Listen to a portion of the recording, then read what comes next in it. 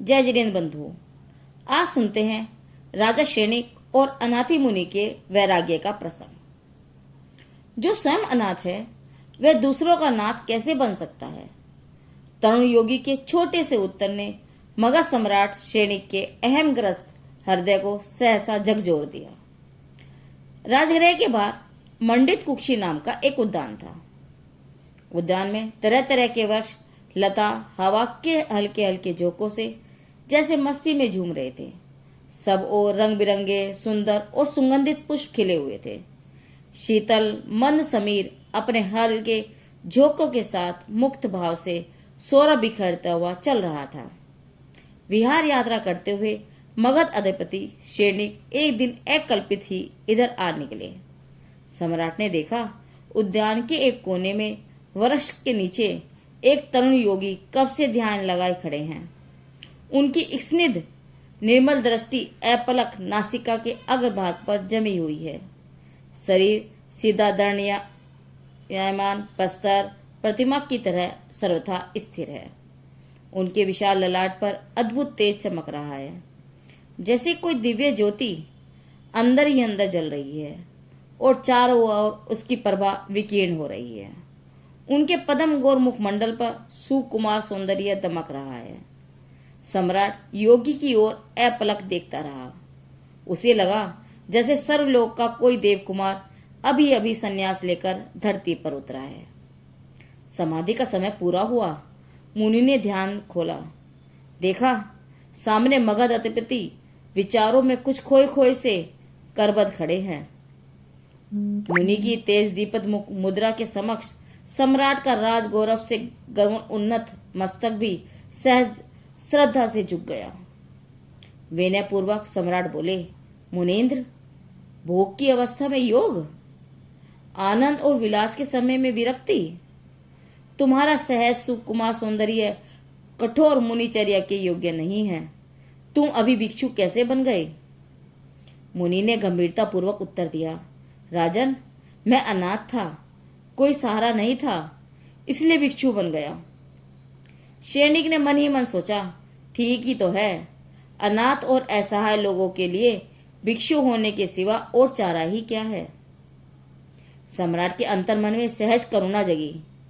राष्ट्र का होनहार युवक भिक्षु बनता है, वह भी अभाव की ठोकरें खाकर। यह कैसे हो सकता है? मैं सम्राट हूं, मेरा कर्तव्य है कि मैं राष्ट्र की उठती तरुणाई को अभाव मुक्त करूं। सम्राट ने आश्वासन की भाषा में कहा, हाँ तो युवक, तुम अनाथ हो, कोई सहारा नहीं। चलो मैं तुम्हारा नाथ होता हूं, मेरे साथ आओ। छोड़ो यह सब प्रपंच और मानव जीवन का मुक्त आनंद उठाओ। जो स्वयं अनाथ हो वह दूसरों का नाथ कैसे हो सकता है? मुनि ने धीर गंभीर वाणी में छोटा सा उत्तर दिया। मगधपति शेणिक मुनि का उत्तर सुनकर सन्न रह गया। सोचा, इस श्रवण को अभी कुछ पता नहीं कि मैं कौन हूं, मगध का सम्राट और अनाथ। यदि मुझे जानता होता तो ऐसा कभी नहीं कहता। विक्षिप्त तो नहीं है जो यो मन ही मन में आया बोल गया हो? सम्राट ने अपना परिचय देते हुए कहा, मुनिवर, आपको नहीं मालूम, मैं मगध सम्राट शेणिक हूं। बड़े बड़े दुदांत शत्रु मेरे नाम से कांपते हैं। पवन से होड़ लेने वाले अश्व और कंजलगिरी के समान गजराज हजारों की संख्या में मेरे पास हैं।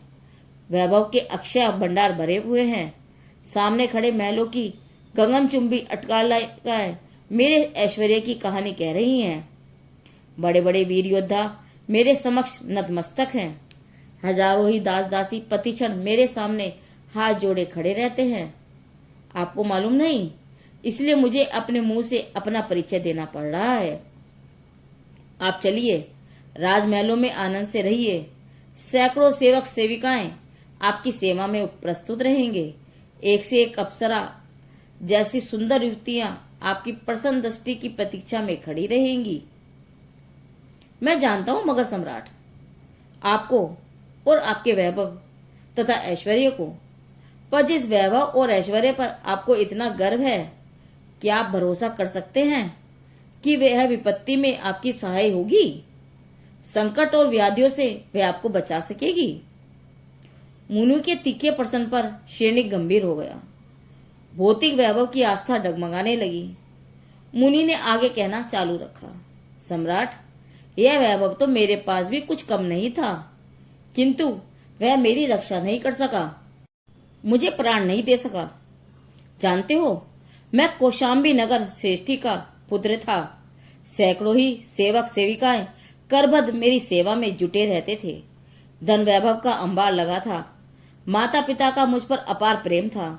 छोटे बड़े भाई बहनों का सहज स्नेह जो मुझे मिला वह किसी भाग्यशाली को ही मिलता है, और वह पवित्रता, पत्नी, अनिंद सुंदरी, भोग विलास के सब साधन उपलब्ध थे।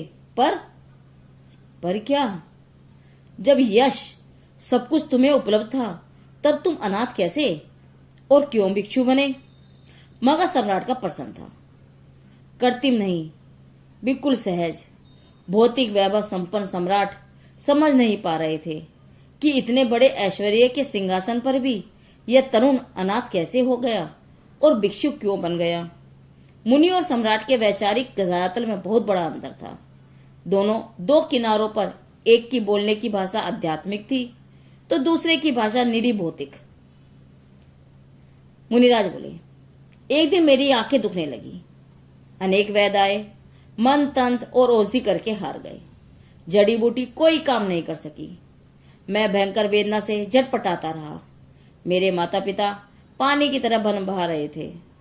वे बार बार कहते, कोई मेरे पुत्र की वेदना शांत कर दे तो मैं उसे सारी संपत्ति दान कर दूं। पर जो जो उपचार हुए, मेरी वेदना शांत होने के बदले बढ़ती ही गई। मुझे वेदना में तड़पता देखकर मेरी माँ आंसुओं में भीगी मेरे सिर पर हाथ रखे बैठी रहती थी। जिसे भी जो भी सुना, सब देवी देवताओं की मनोतियां उसने मान ली। सेध मंत्रवादियों के द्वार द्वार पर वह भटक आई, पर आखिर में असहाय होकर मेरी वेदना को देखकर रोती रहती। वह विवश थी, सब कुछ करने पर भी कुछ न कर सकी। मेरी पत्नी सेवा में प्रति क्षण तत्पर रहती, मेरे लिए सब कुछ करने को तैयार थी, पर वह भी मेरी पीड़ा के सामने आंसू बहाने के सिवा कुछ न कर सकी। बहन और भाई बेचारे दीन भाव से देखते रहते। उनका स्नेह मेरे लिए सब कुछ करने को प्रस्तुत था, किंतु मेरी वेदना की शांति के लिए वे भी कुछ न कर सके। नौकर चाकर भी हमारे परिवार के अभिन्न अंग थे। वे भी हर समय सेवा में हाथ जोड़े खड़े रहते और अपने अपने आराध्य देवी देवताओं से मेरे स्वास्थ्य के लिए प्रार्थना करते रहते थे, पर कोई भी मेरी पीड़ा को नहीं बांट सका, कुछ क्षणों के लिए नहीं बटा सका। मुनि की करुणा और दर्द से भरी कहानी को सुनते सुनते सम्राट सैनिक स्वयं अपने को भी ऐसा ऐसा देखने लगे। मुनि ने आगे कहा, राजन, पीड़ा से व्याकुल एक दिन मेरे मन में संकल्प जगा। यह जीवन कितना असहाय है। मानव अपने सुख के लिए ऊंचे ऊंचे महल खड़े करता है, संसार के साथ नाते रिश्ते जोड़ता है, माता पिता और भाई बहन की ममता में डूबा रहता है, पत्नी और बच्चों के स्नेह में अपने को भूल जाता है। सोचता है ये मेरे दुख सुख के साथी हैं। पर राजन, जब दुख आता है, पीड़ा आती है, तो कोई उसको नहीं बचा सकता। सब देखते रह जाते हैं, कोई उसका दर्द बांट नहीं सकता। कष्ट और वेदना से कोई उसे उबार नहीं सकता।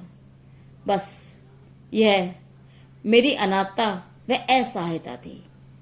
मैं उस दिन से इन्हीं विचारों में रहा और सोचता रहा कि कोई किसी का नाथ नहीं है, रक्षक नहीं है। मनुष्य स्वयं ही स्वयं का नाथ है। आत्मा ही आत्मा की रक्षक है। आत्मा ही नरक है। आत्मा ही स्वर्ग है। आत्मा ही नरक का कूट है। आत्मा ही श्यामली वृक्ष है और आत्मा ही नंदनवन है। आत्मा ही अपना मित्र है जब वह धर्माकुल आचरण करता है, और आत्मा ही अपना शत्रु है जब वह धर्म विरुद्ध पापाचरण करता है। अपने को छोड़कर अन्य सुख कहाँ है, और सुख वास्तव में वह सुख कहाँ है? इन सब वस्तुओं में सुख होता तो मेरे माता पिता मुझे यो वेदना में तड़पने नहीं देते। बाहर में सुख नहीं है, सुख तो अंतर में है, आत्मा में है। उसी सुख को प्राप्त करना चाहिए जो सच्चा सुख है। सो भ्रम नहीं यथार्थ है। यह विचार करते करते मुझे कुछ शांति मिली। लगा जैसे पीड़ा कम हो रही है। आंखों में आज बहुत दिनों के बाद हल्की झलकें आ रही हैं। कुछ ही देर में मेरी आंख लग गई। मैं शांति से सो गया। घर के लोग बहुत प्रसन्न हुए कि कुमार को आज कुछ आराम मिला। प्रातः उठा तो मेरी वेदना बिल्कुल शांत हो चुकी थी। तन के साथ मन भी अब शांत था। रात में उठे हुए संकल्प मुझे आत्म शांति की ओर प्रेरित कर रहे थे।